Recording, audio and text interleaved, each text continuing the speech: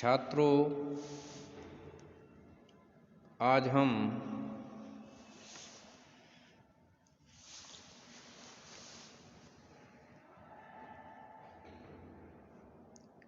कामायनी के श्रद्धा सर्ग की महत्वपूर्ण काव्य पंक्तियों को लेकर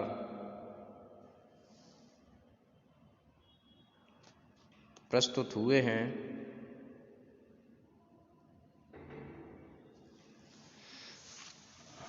श्रद्धा सर्ग श्रद्धा और मनु के वार्तालाप से प्रारंभ होता है।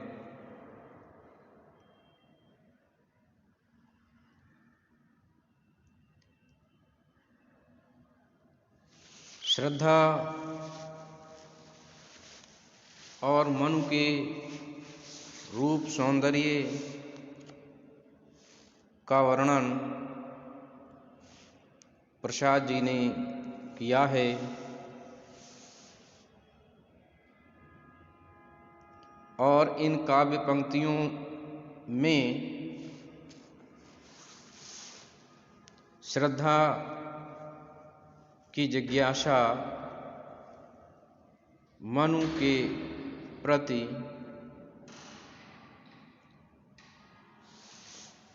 स्पष्ट रूप से देखी जा सकती है।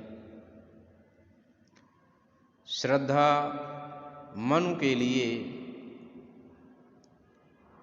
उनके विषय में जानना चाहती है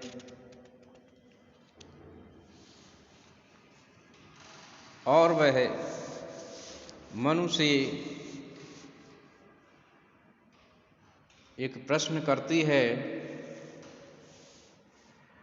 कि कौन हो तुम वसंत के दूत, विरस पतझड़ में अति सुकुमार। घन तिमिर में चपलाकी रेख, तपन में शीतल मंद बयार।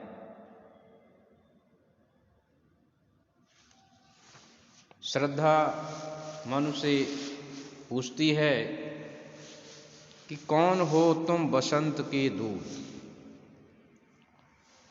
विरस पतझड़ में अति सुकुमार। कि इस रस से हीन पतझड़ में तुम इतने सुकुमार सुंदर वसंत के दूत के रूप में आए हुए आखिर तुम कौन हो।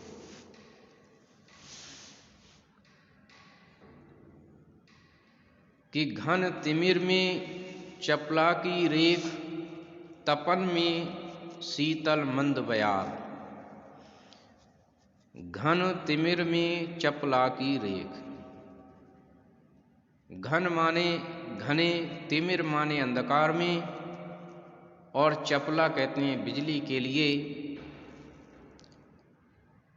कि इस घने अंधकार में जिस प्रकार से बिजली की रेखा दिखाई देती है, वैसे ही आखिर तुम कौन हो।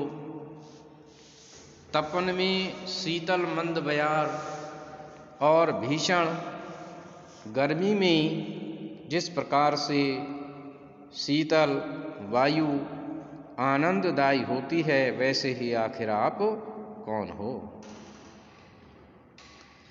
नखत की आशा किरण समान, हृदय की कोमल कवि की कांत। कल्पना की लघु लहरी दिव्य, कर रही मानस हलचल शांत। कि नखत की आशा किरण समान, नखत माने नक्षत्र की आशा रूपी किरण के समान हृदय की कोमल कवि की कांत, अर्थात जिस प्रकार से कवि कोमल कांत पदावली का चयन करता है, उसी प्रकार से हृदय को अच्छे लगने वाले आखिर कौन हो। कल्पना की लघु लहरी दिव्य, कर रही मानस हलचल शांत। अर्थात कि जो मानस हलचल शांत, अर्थात जो मन एकदम शांत था, उस शांत मन के लिए कल्पना की छोटी छोटी लघु छोटी लहरी यानी तरंगों को उठाकर शांत मन को अशांत कर दिया है। आखिर तुम कौन हो। लगा कहने आगंतुक व्यक्ति, मिटाता उत्कंठा सविशेष।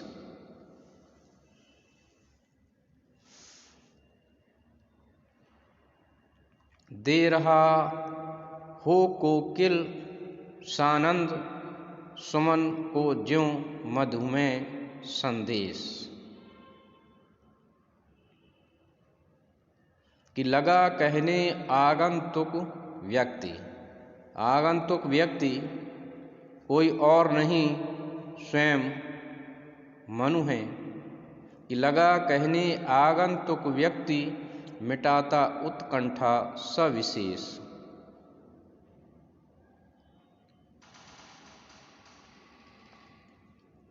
और श्रद्धा की उत्कंठा को मिटाते हुए कहते हैं कि दे रहा हो कोकिल सानंद, सुमन को ज्यों मधुमेह संदेश।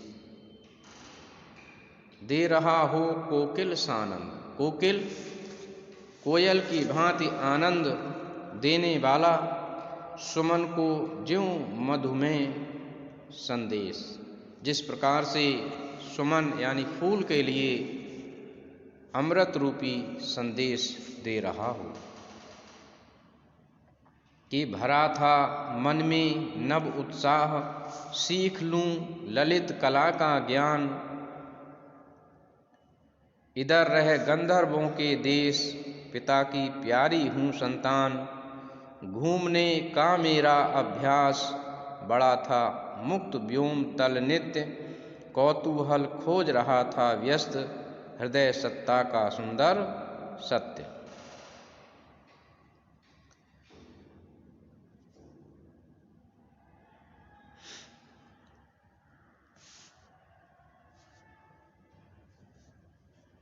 भरा था मन में नव उत्साह।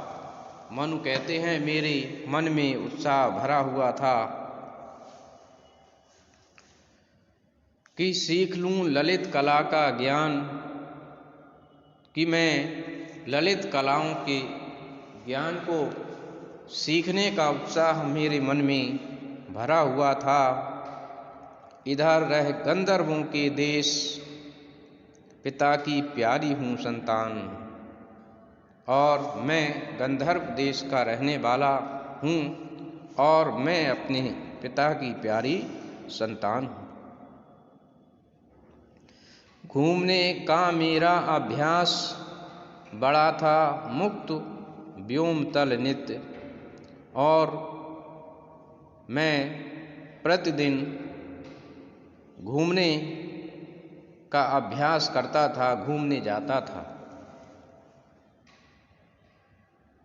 बड़ा था मुक्त व्योम तल नित्य। मुक्त माने खुले, व्योम माने आकाश, तो तल माने नीचे, और नित्य माने प्रतिदिन। मैं प्रतिदिन खुले आसमान के नीचे घूमने के लिए जाता था। कि कौतूहल खोज रहा था व्यस्त, हृदय सत्ता का सुंदर सत्य। और मैं कौतूहल को खोज रहा था, अर्थात मेरे मन में जो जिज्ञासा भाव बना था, उस जिज्ञासा भाव को शांत करने के लिए मैं नित्य प्रति खुले आसमान के नीचे घूमता था।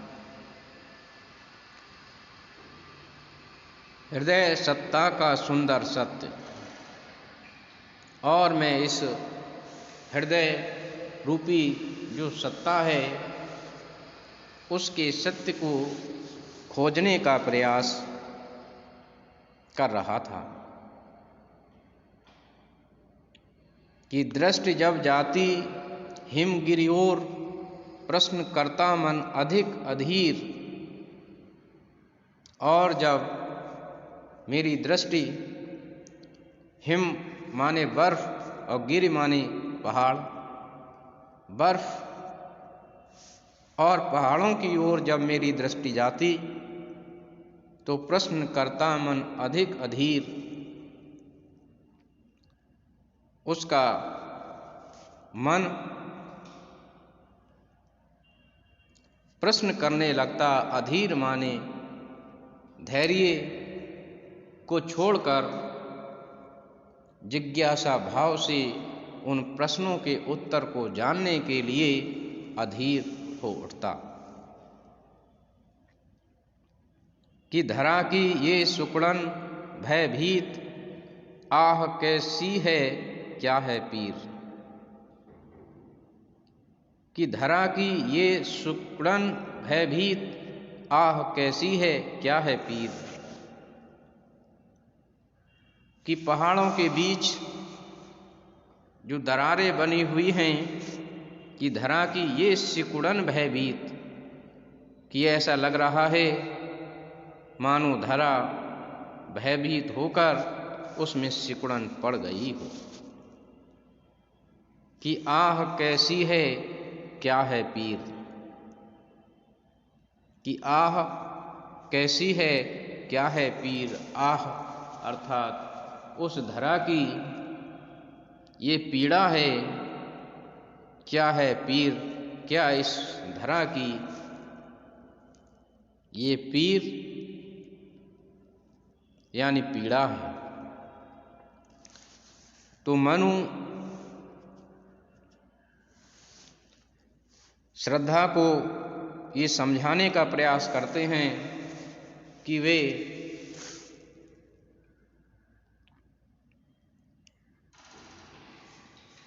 उन प्रश्नों के उत्तर पाने के लिए खुले आसमान के नीचे भ्रमण करते थे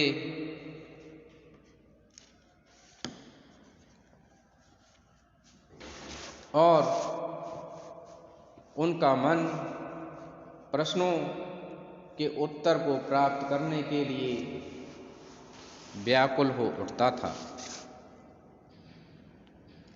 तो मैं समझता हूँ छात्रों कि आपने इन काव्य पंक्तियों को समझा होगा। धन्यवाद।